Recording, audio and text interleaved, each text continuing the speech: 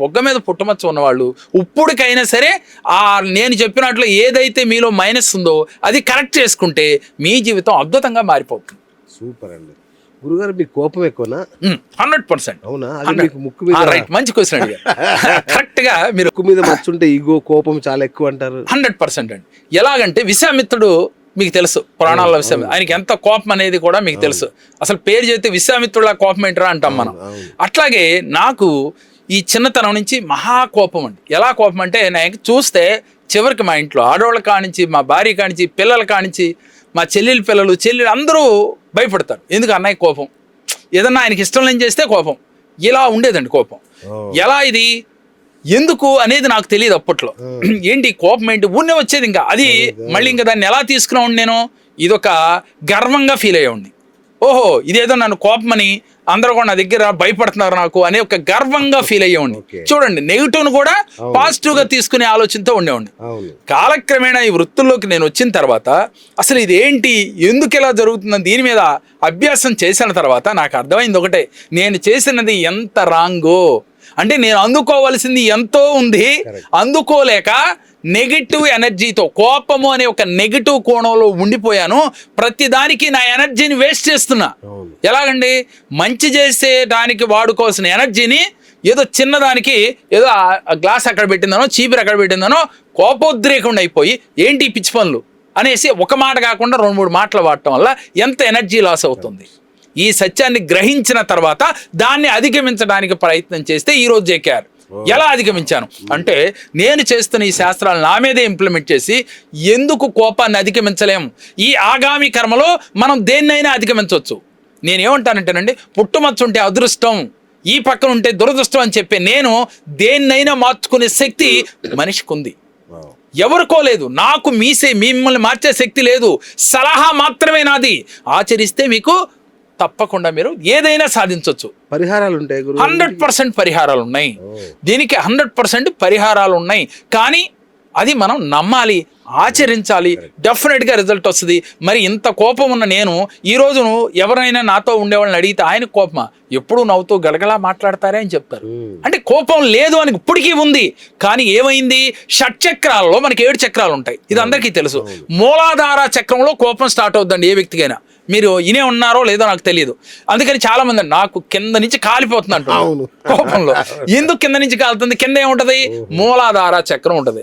అక్కడ కోపం మొదలయ్యి ఆ కోపం విశుద్ధి చక్రం నుంచి బయటకు వస్తుంది, నోటి నుంచి. దీన్ని హార్ట్ చక్ర, హృదయ చక్రాలో లాక్ చేయాలి.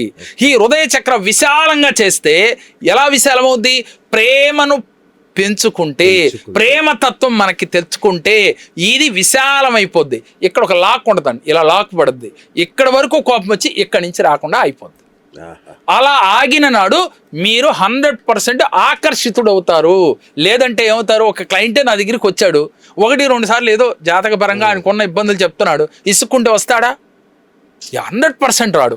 మరి అలాంటి నేను ఎన్ని గంటలైనా అతను సాటిస్ఫై అయ్యేదాకా, అతను తృప్తి చెందేదాకా ఎందుకు, ఎలా అంటే దీనికి ఒకే ఒక్క కారణం అండి. ముందు నిన్ను నువ్వు జయించు, నీ మనస్సు పైన నిగ్రహ శక్తిని నువ్వు తెచ్చుకో.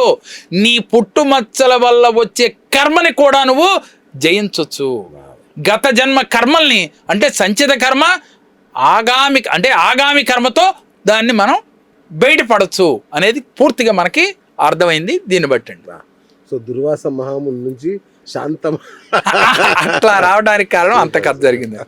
సరే, ఇంకొకటి, పెదవుల మీద పై పెదవి మీద ఉంటే విలాసాలని, అవునండి, కింది పెదవి మీద ఉంటే ఇట్లా. అవును సార్, నిజం అట్లా? మంచి క్వశ్చన్ అడిగారు. వాస్తవంగా కళాకారులు అవుతారు, కింది పెదవి ఉంటే కళాకారులు 100%. వాస్తవం ఏంటంటేనండి, పెదవుల పైన పుట్టుమచ్చలు ఉంటే ఇదేంటంటే శుక్రగ్రహానికి ప్రతీక అండి. అంటే శుక్రగ్రహం యొక్క ఎనర్జీ మనకి ఎక్కువ ఉంటుంది అని. శుక్రుడు ఏంటి, కళల పట్ల బాగా, కళాకారుడు అని చెప్పుకుంటాం. కళల పట్ల బాగా మనం వృద్ధిలోకి వెళ్తామని. అయితే పై పెదవుల పైన పుట్టుమచ్చ ఉన్న వ్యక్తికి పూర్వజన్మలో వీడు ఆహార ప్రియుడు, షడ్రుచుల్ని ఆస్వాదించడంలో మంచి నిష్ణాతుడు అని చెప్పొచ్చు. పై పెదవి పైన పుట్టుమచ్చ ఉంటాయి. అలాగే విలాసవంతమైన జీవితం గడిపేవాడుగా కూడా చెప్పుకోవచ్చు. గడపటం వల్ల పూర్వజన్మ వాసన అంటారు కదండి, ఆ కర్మ ఫలితంగా ఈ జన్మలో కూడా వీడి ఆలోచనలు అవే ఉంటాయి. ఓకే ఓకే గత జన్మలో ఎండ్ టైంలో మీరు దేంతో అయితే నిరాశగా ఉన్నారో మళ్ళీ ఈ జన్మలో కూడా అవే మనకి క్లారీ ఫార్వర్డ్ అవుతాయి. ఇదే జరుగుతాయి. అయితే కింద పెదవులో పుట్టమచ్చలు ఉంటే వీళ్ళకి ఏమవుద్దంటే మంచి విద్వాంసులు అని చెప్పాలి, కళాకారులు అని చెప్పాలి, ఇంకా పోతే మంచి పాండిత్యం కలిగిన వాళ్ళు అని చెప్పాలి. కింద పెదవి పైన పుట్టుమచ్చ ఉన్నవాళ్ళు ఈ జన్మలో ఎవరికున్నా సరే కింద పెదవి పుట్టుమచ్చ పూర్వ జన్మలో ఎంతో మందికి విద్య నేర్పిన వారుగా ఉంటారు, అలాగే మంచి పాండిత్యం కలిగిన వారుగా ఉంటారు, ఇంకా చెప్తే సరస్వతి ఉపాసకులుగా ఉంటారు. అందువల్ల ఈ జన్మలో కింద పెదవి పైన పుట్టుమచ్చ వస్తుంది. అంటే గత జన్మ కర్మే ఇది పుట్టుమచ్చ రూపంలో మనకి ఇండికేషన్ చూపిస్తుంది. ఇండికేషన్ చూసి భయపడకుండా ఏదైతే మీకు పాజిటివ్గా ఉందో దాన్ని మీరు ఆ రంగంలో మీరు వెళ్ళినట్లయితే 100% మీరు అనుకున్నది సాధించగలరు. ముఖ్యంగా ఏదైనా కూడా ధైర్యంతో కాన్ఫిడెంట్గా ఫోకస్ చేస్తూ ఏ రంగమైనా ఎన్నుకోండి 100% నిష్ణాతులు అవుతారు. మరి పై పెదవులో ఉన్న వాళ్ళు ఏంటి, చాలా మందికి పై పెదవులు ఉందో నాకు ఈ సమస్య అని చెప్పారు, దానికి నిర్మూలన ఏంటి అని అంటే వాస్తవంగా దానికి నిర్మూలన ఒకే ఒకటండి.